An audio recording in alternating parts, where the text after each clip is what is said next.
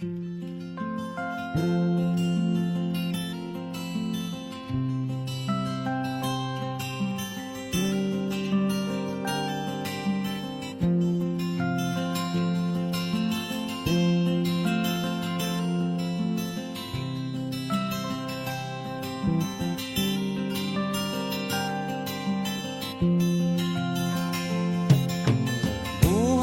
na ba'y sadyang ganyan?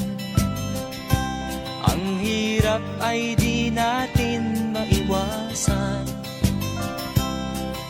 Kalungkutan ay lagi na lang, kasiyahan ay minsan lang makamtan. O buhay,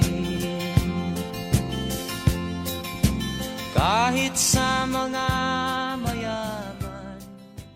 Sir, bakit ano? Bakit sobrang hirap mag-move on? Because of too much emotional attachment. Ang problema ng maraming tao tungkol sa pag-move on is yung naaalala mo kasi yung mga magagandang pinagsamahan mo. Tapos nakakalimutan mo na yung sarili mo. And sometimes, you have to consider yourself as well. And sometimes, you have to live outside of his or her life. And sometimes, you have to start your own. Away from him, away from her. And then one day, moving on will come along. Kasi ang ibig sabihin naman ng move on, hindi naman ang ibig sabihin yan kalimutan mo na siya. Ang ibig sabihin ng pag-move on is yung matututo kang lumakad at matututo kang umabante kahit hindi na siya kasama.